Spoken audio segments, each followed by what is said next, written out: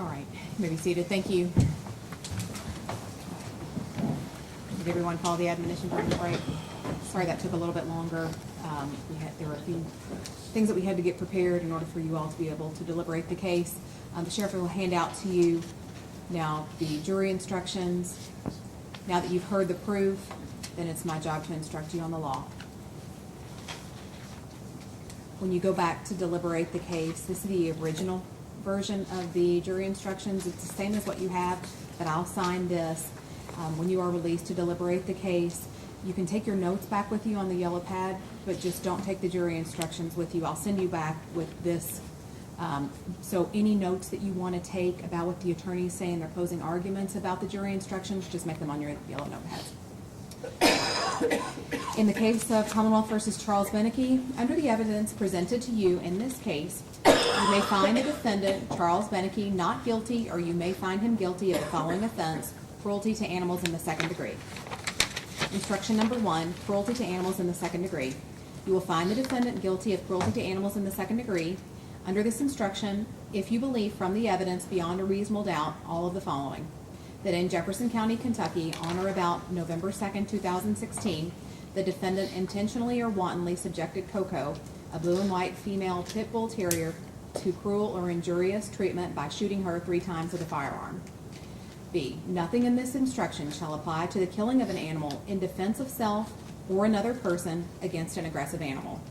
If you find the defendant guilty under this instruction, you shall fix his punishment at confinement in the county jail for a period not to exceed 365 days, at a fine not to exceed $500, or at both confinement and fine in your discretion.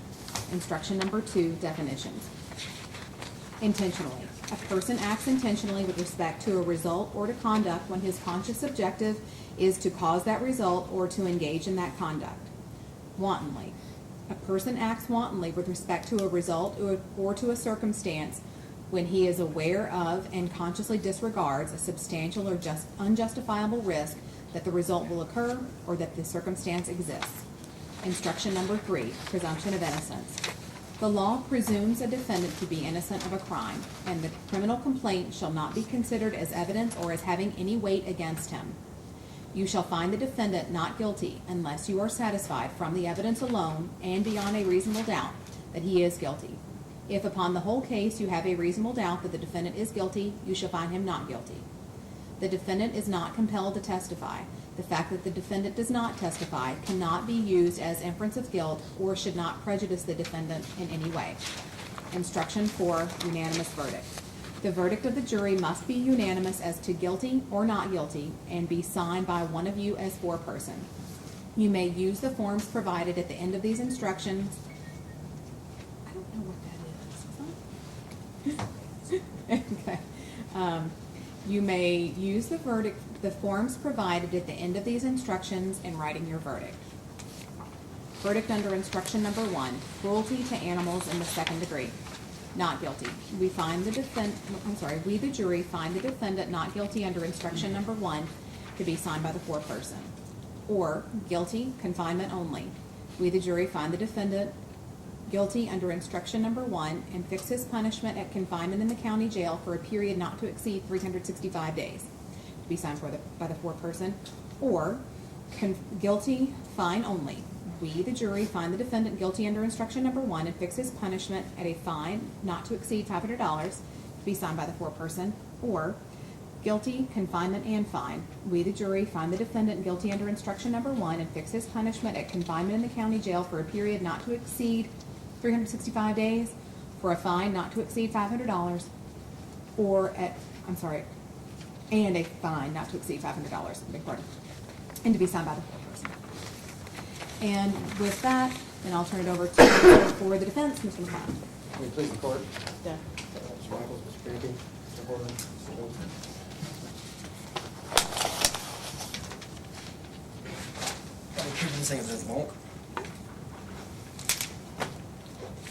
Ladies and gentlemen, I'm Brendan McLeod, and I do appreciate your time.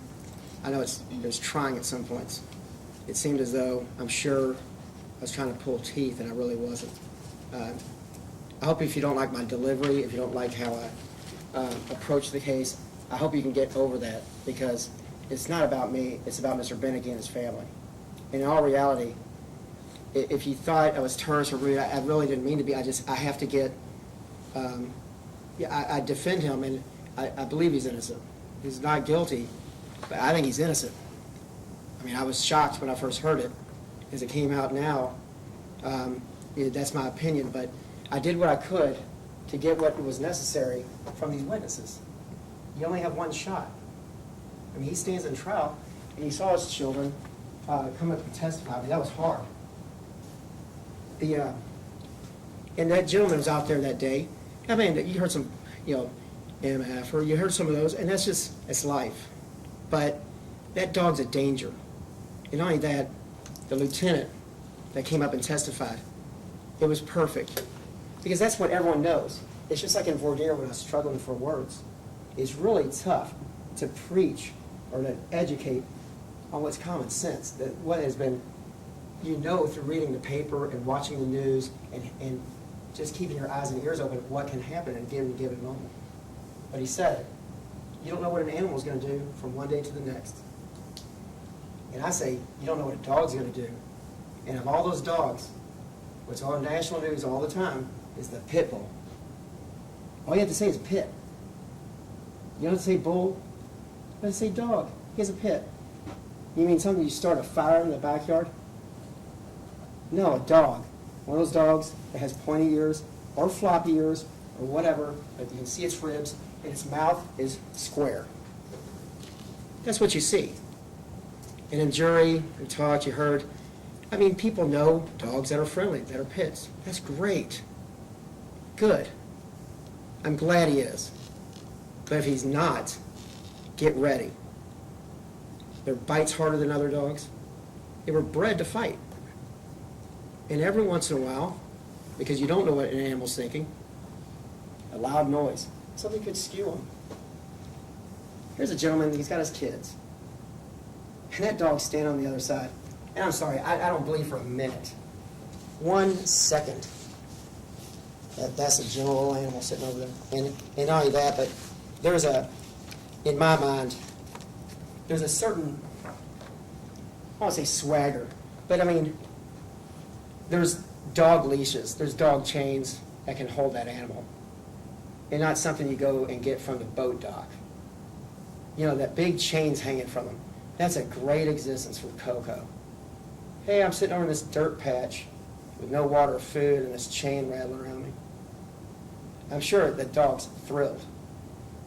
I'm not sure that it's a lawnmower that irritates and agitates Poco, or just the fact, here's someone over there, and he's not here, and he can't do anything to dogs are territorial. I don't know the answer, but that dog is not friendly to anyone that comes back there. And you got the video, you watch it. They make the do out of, hey, when he turns that lawnmower off, look, dog lays right down. Well, he's walking away at the same time.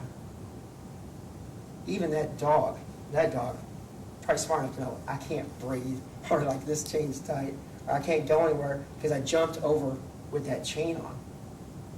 I don't know what that chain weighs, but if you watch these crazy people that do like CrossFit, let them wrap that little chain around there and try to jump as high as they normally do. And they're probably going to fall short. That dog leaped over with the chain hanging from it. It's a strong animal. They're strong animals. That's why they're bred.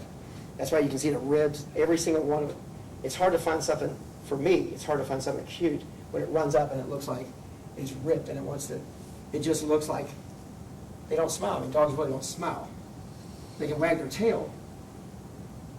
But that's the first indication, you don't know if they're wagging their tail because they're excited. He's going to tear your leg off. I'll pass. I'm going to pass. That's why parents don't pet that dog. I got a friendly dog. I got a bunch of dogs. And you'll see parents though, don't pet that dog. He's friendly, I know he's friendly, but I love this kid. And I don't want that dog to snap. That's why. I've done that. I've got a dog I know for sure would never bite anyone. But parents will be like, that makes sense. After I had kids, it made sense. They're like, hey, don't pet that dog. It's not going to get you. We'll pass. It's not that important to pet your dog. So, you're talking about someone who's doing the right thing. He's calling animal control, coming out 2 weeks later. This isn't a 2 week later call. I mean, one, the dog's either thirsty or he's not. The dog's either over in your yard or he's not.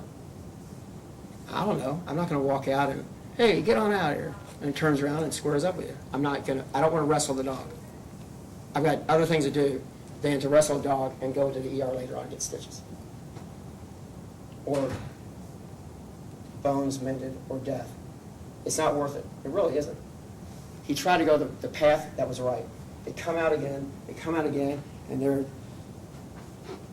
you know, when they put it this way, and I'm not going to guess where they're going.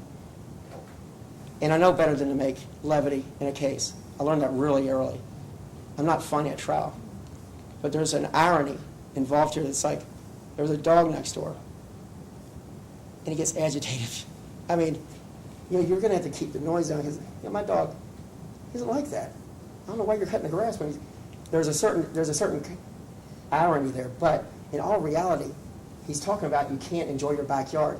It's not because the dog's barking. I've got dogs that bark. I mean, I can hear a beagle from a mile away. They scream. They sound like a goose screaming. I mean, it's not like a dog bark. But you get used to that. It's the dog staring at you, and at any given moment, it could come over the fence, and you don't know. That's alarming. Because when that dog's not tethered, you notice the day that they're all out there, and the kids are out there, they see the chain on it, which is not in compliance, which is illegal, which they could write up, and they're choosing not to do that because that's consistent upon every single stop that you'll have. I'm not going to go through those, but they're a good overview. They show up, and there's, you know, he says, there's this beef from somewhere. You know, I heard late on it might have been a doghouse that they didn't get a final sale on, which I don't know what a used doghouse goes for, but, you know, I don't know. Like, if you move it, it's yours. I don't know what that price is. I don't know what you shake hands on. But he said there wasn't. I think Mr.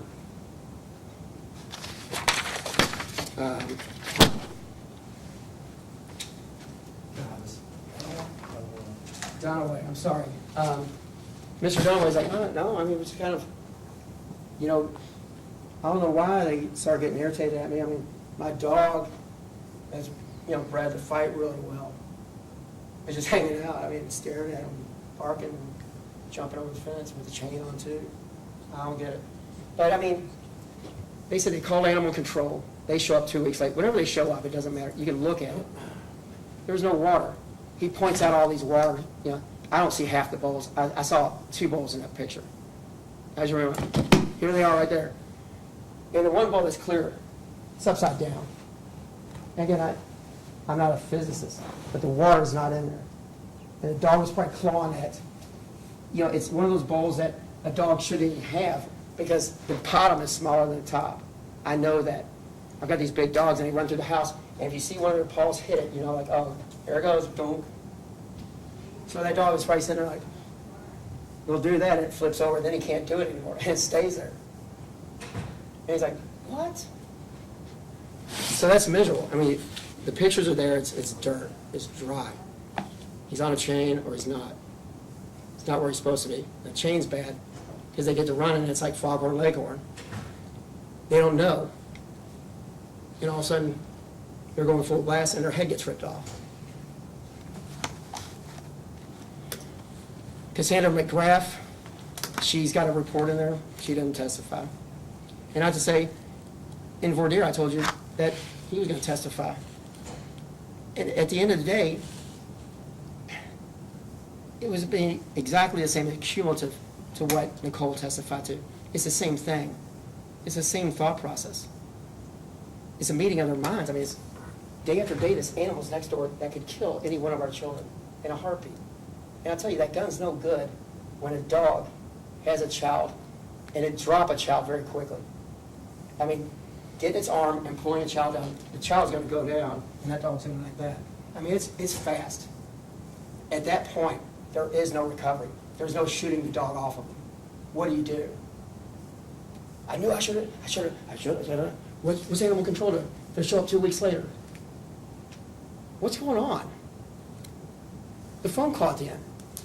Yeah, it's a pit. Exigent circumstance, I think. I mean, I don't know where that came from. I don't know what she's talking about. I mean, go. Just tell him where it is and say go. The dog's shot. The guy has a gun. And the whole thing about the gun, trust me, when they show up at a gun, LMPD is hyper. And we've lost cops right here, Officer Gridnut. They don't play around. They're showing up, and they don't like it. And no one should like it. No one should like a gun out in the open, unless if you have a reason, a legitimate reason. They were there first on the scene. Nothing. He discharged a weapon in city limits. LMPs, they have arrest powers. He said they don't have arrest powers. They show up, though, and there's a gun discharged.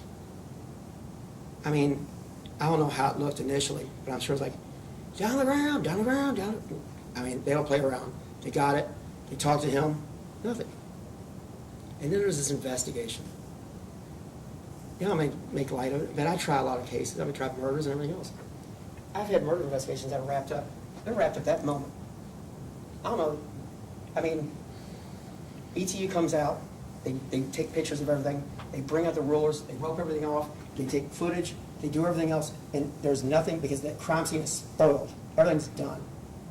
If it's not already spoiled. It's done if they don't wrap it up immediately. You know, 3 or 4 days later, it's like, well, there's a neighbor that might know that dog. I mean, I just feel like it's very, I can't explain to the family, you know, in preparing this. And one time we got bumped because of whatever it was, weather and different things. So we prepped for this before, and I have the family out. And so these kids are out there and everything else, and everyone's really nervous. And I'm just like, I'm thinking like, here's this, you know, God bless that animal. But goodness, where do you draw the line? I mean, that dog, there's the expert, the lieutenant. You wait for it to get off the chain? I mean, it doesn't seem aggressive. That dog is over, I mean, it's not that it's a nuisance. Like, I mean, granted, the dog's taking up 15 feet of that yard that you probably don't use. It's not that the dog's over there. It's that this biting machine's over there. I mean, it's not, you can't, it's over there for a reason. And it's not to say, I want to play with you. It's going after him. And it doesn't always have its leash on. Or, I mean, it's chain. It doesn't have that on all the time. I mean, can you imagine, you look in the back and Christian or Paige or one of the children went out and you see that all you see is an animal? It can't happen. You take care of it because they're not. Animal control's not. The police department, my testimony, I submit, the police I know, I got a lot of friends that are police officers. Hey, what do you mean you haven't shot it yet? You shoot it. I know he shot. I was like, what's going on? Who shot the gun? Oh, there's a Pitbull? Where is it? It's still, I don't know, man. Animal control, I mean, they know. When they come up, you hear them. And they're talking to radio. They're sending out animal control. Now we're fine here. We're square. Just, I don't know what they're going to do. I don't know, they might come out and do a full investigation, chop the animal off, do some forensics and autopsy, see, how the dog. And as far as if the dog suffered at the end, he shot it. He shot a couple times more. I mean, you don't want the thing. You don't want it to sit there and flipping around. Whatever dog's going to do. But you got to it's not like the last thing you want to happen is like a Friday the 13th. You shoot the dog and you back off, and it's not a good shot, or it's in its gut or something. And then it's got you. It's coming at him. It's on. You don't mess around with it. I think he did what anyone else would do in that point. I mean, I know people that, you have a brother that, there's always a brother that does that, but that dog would have, he was shot midair. It was coming over. I mean, it's what you put up with. And for now, all this time, and it's like, let that dog live. You knew it was irritated by that bomb. I just can't get my mind around it. But, ladies and gentlemen, you have everything there that you need. And it's, I don't mean to make light. I mean, a dog died. But it's a dog, and that's why, I mean, these pictures got mixed up. I mean, everyone knows a nice Pitbull. Everyone knows, that's great. But, when you start talking to people, I'm like, I've got tons of dogs. And I live right by the river, and I apologize. Yesterday, I think I had my house took on a couple, like a foot and a half of water. But, even this little guy, he's filthy. And I didn't like him sitting there, but he got there. He got on the chair. But the thing is, they're inside dogs. If you have a pit bull, that's fine. How you treat an animal is how they come up. Those dogs have never been inside except for to get clean, which is an irony. Those dogs never come inside. They do when I wash them, and they're right back out. And I don't know how bad a dog smells when you have to clean it and it's outside. I don't know that. But my take is that the dogs come in, I mean, you just can't leave a dog outside. They become, and this is just my argument, this is what, living on earth is what you learn for me. A dog, just like anything else, it wants to be held, it wants to be pet. You come home, that German Shepherd, its tail will smack. I think it would put dents in like an aluminum cooler. I mean, they know. They want to be held. They want to be recognized. When the dogs are outside all the time, they just must, I don't know what they feel, especially if you're a fighting dog. You're sitting back, you're powerful. You go underneath that. You saw the hole underneath the fence. Like it looked like it was just wrong. Who knows? Those dogs, they're powerful. But it's sitting back there and it can't run. It's not walked. There was nothing. And, it's a whole thing. I got all these ideas. He's like, you shot my dog. It's like, you didn't shoot, you shot Coco. I mean, it's this inanimate object. It's almost like a bragging right. I got Pitbull. I got Pit. What do you got? You got little things? Little things? My dog bite in half? My dog jabbed your dog up? I mean, I don't know what it is. I have a dog because they're friendly, because they came along in my life. My kids love them, and they're friendly, but I trust it. No one wants a shepherd. They don't want to trust it. But at the end of the day, whether it's dangerous, I truly believe that dog is a threat, or it's not. It doesn't matter. Because he thought it was, and it is, it's over. And right here on the instructions, in B, nothing in this instruction shall apply to the killing of an animal in defense of self or another person against an aggressive animal. It's aggressive. It's coming over in the yard. It's growling. They don't want it to be. It doesn't have to have bitten anyone before. I don't think the dog it didn't have the ability to bite anyone before because they stay in. And then, here's the dog on its chain over there. The guy didn't shoot it. It's different when it's out. And, I think that's the prudent thing to do. I don't think they can live well if they didn't do something about it and it got a hold of someone they loved. I don't know how you ever get that out of the way. And it's certainly, by animal control's even definition, that's certain. It can happen. If you play the lottery, if you play anything, go to a church bingo, think you can win the cake. Sure as heck think that dog can get over and he'll attack one of them, and then it's going to be bad. You missed your chance. So, ladies and gentlemen, you heard everything I did. And again, I've graded anyone the wrong way. I apologize. But it's the only way I know how to get to drag out and kind of seem redundant. It's the only way to get to where someone comes off guard and then they speak what you want them to. They know I'm adversarial. That's fine. I accept it, but it finally came out. You don't know what they're going to do. He reacted the way he's supposed to, the way a dad, mom, a brother, someone who cares about someone else. That's why you do it. You protect them.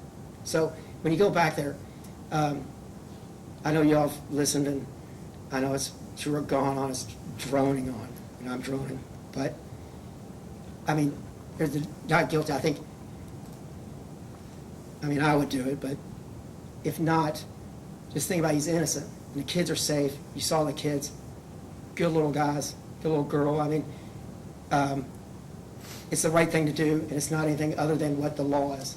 And that's why those officers got up and left with no charges for discharge or anything else. It's the right thing to do. He's lawful. He's not guilty. In fact, he's innocent. And I'd ask you to find the same. Thank you all. Thank you. Mr. McLeod, on behalf of the Commonwealth, Mr. Herder. Thank you, Your Honor. May it please the court, Mr. McLeod, Mr. Michaels, ladies and gentlemen of the jury. I'm not going to take much of your time. Your Honor, may I have access to the television? Yes. Thank you. You've heard a lot more, I think, than you needed to hear to decide this case.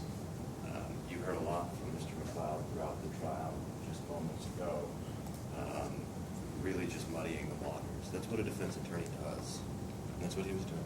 I mean, remember Gettysburg in the opening? I'm not sure what that has to do with anything. Mr. McLeod mentioned that this is common sense, that this is an aggressive breed. We're talking about Coco, the dog that lived in 2518. That all the facts and record, all this information here that you have, that you can deliberate over, it's more than you need, much more than you need. You will not find anything apart from what the defendant, the man who shot the dog, and his wife said about the dog being aggressive. In opening, I said this comes down to one thing, and again, I'm sorry to show it to you, but it comes down to this. It comes down to what I believe is a staged video of a crime. William Coco. Shooting the ball.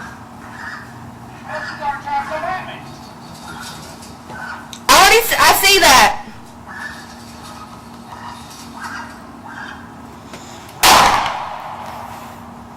Dog's hit the ball for like 3 seconds. Wagging his tail.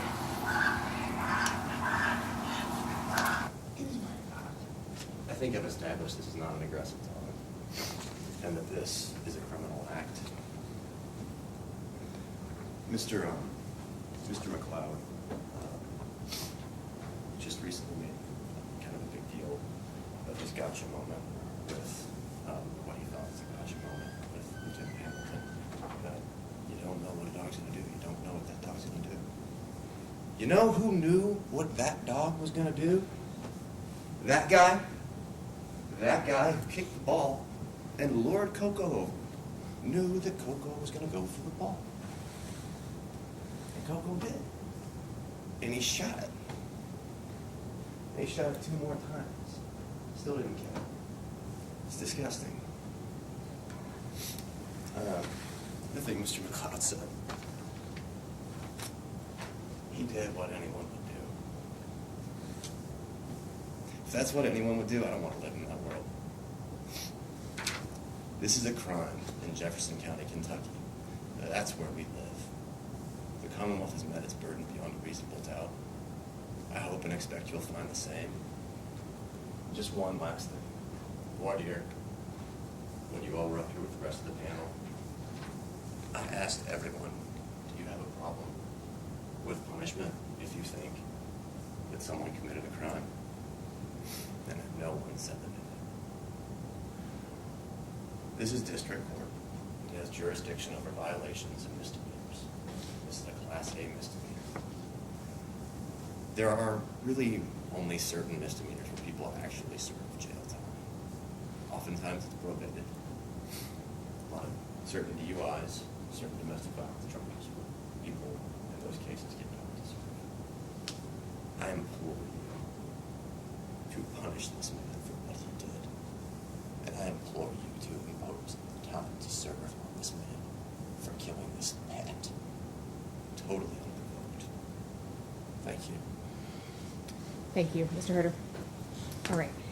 At this time, there have been 7 of you seated on this jury, and so we'll have to select one to serve as our alternate. That is done randomly, and then we'll send you all out to deliberate. So once the alternate is selected, then you as the alternate just keep your seat, and then we'll send everybody else out.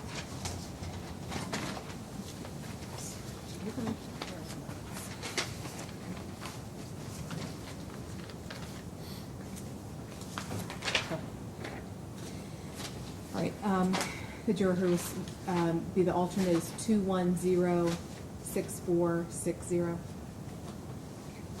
You'll just keep your seat. And then, Tom, are you gonna? Do you swear that you will keep this jury assembled and let no one interfere with their deliberations and let us know when they've reached a verdict? Yes, Your All Honor. right, thank you. All right, ladies and gentlemen, you'll go back to the jury deliberation room with the sheriff. If you'll hand him your phones, you can't have them back there while you deliberate. And then select a 4-person among you, and then consider your verdict. And I'll give you this. This is the original. Thank you very much. So leave your copies and take your notes. And then we'll send back all of the exhibits if you need to take a look at them. All right. All rise for the jury.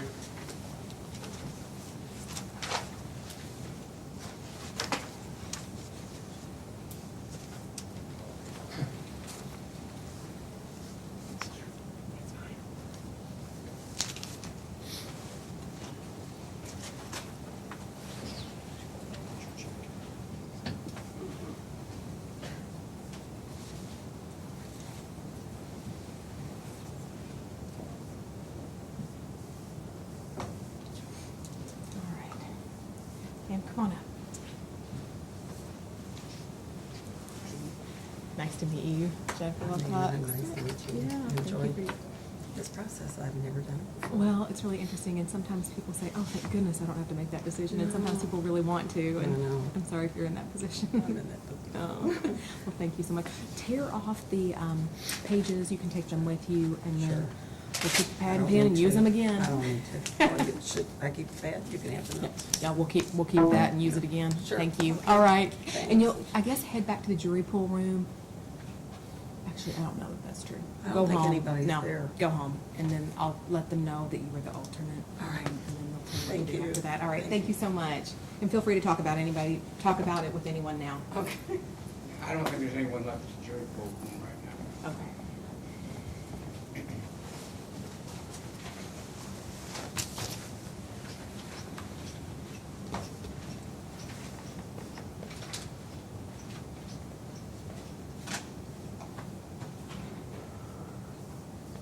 All right, anything else for the record?